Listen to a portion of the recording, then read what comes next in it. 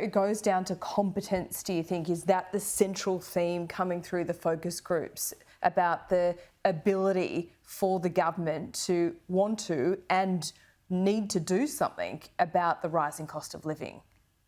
Yeah, it's that capacity to affect change. So when we say competency, I don't mean sort of competency in a very functional sense. It's a competency in, does this government has what it takes to make the changes that are needed? So it's quite a sort of an expansive view of competency, if you will. And certainly that's the issue. That's the question mark in people's minds. So when you conduct these focus groups, where is that coming from? Is this coming from, Labor Green seats? Is this coming from the outer suburbs, the regions? Where's the overwhelming view geographically, if you like?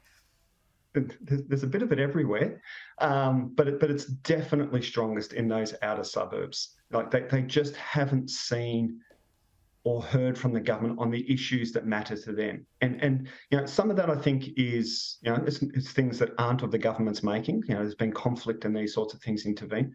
But some of it has been of their making. And I think first-term governments sort of sometimes have to learn these lessons that talking about an issue, so housing crisis, let's take that, because that's one of these big issues in the outer suburbs as well. There was a flurry of activity around the housing fund. That sort of dissipated. It hasn't been talked about since. It takes sort of 6 months, just pick an arbitrary figure, but it takes a long time of consistent, repeated messaging to get the message through to a significant number of voters, because people have got lives to be getting on with. There's plenty of other things to worry about. So I think some of it is about messaging, it's about communication, but some of it's also about policy. People are saying, where's the response, where's the reform, where's the changes around economics and housing and those sorts of things that they're going to make a material difference in my life? We're just not seeing it. I find it really interesting when you look at where these numbers are going. Obviously, the Greens are pretty high in the polls. They're seeing some increase. There's a little trend there. But, is it too premature to talk about the Albanese government being a one-term government?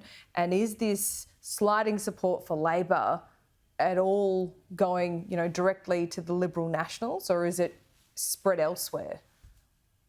Yeah, this is where it gets complicated because the Liberals certainly do have their challenges, and there's been a lot talked about sort of the Liberals' pivot to the outer suburbs, and certainly. So what we're seeing out there is on the competency box that there's sort of a tentative tick for Peter Dutton out there. He's seen as tough. He's seen this could be the guy that we need at a time like this.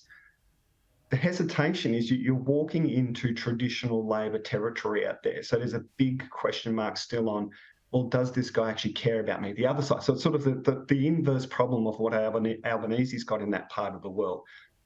That's challenging. That's challenging. So what that sort of says to us, again, we're a long way out from the election, but, when you've got we've got on the one hand, one guy who seems kind of likeable, but maybe he's not up to it, maybe.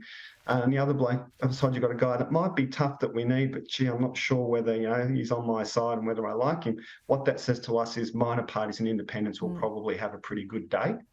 But, there's a lot of variables in that, where do parties like the Greens, contest? Where can independents actually get the resources and the wherewithal to run decent campaigns into some of these electorates? It's going to be messy. Certainly I think that's about the only conclusion. Messy seems to be the word of this term, and actually politics over the last decade, but let's not go back too far. One final question here as we go into Christmas. Christmas is going to be crucial in terms of a reset. If what you're saying is correct and the polls are correct, the government needs to come back in February next year, all guns blazing. Absolutely. There is a very limited runway now. There's talk of a pre-Christmas interest rate rise. That, again, every time there's one of those interest rate rises, just knocks another few percent off the government. If they don't come out swinging, I would argue you'd want to start swinging this side of Christmas. Don't wait. But if they don't come out the other side of Christmas swinging pretty hard on the economy, on cost of living, on job security, that's starting to worry people now as this economic crisis sort of bites, on housing, then I think, if by mid next year we're still having this conversation, I think it's all over. Well, we'll note that down. And the date is 28th of November, and Simon Welsh said that at 9:41. We'll follow that up. We'll see you soon. Good on you. Thanks, Laura.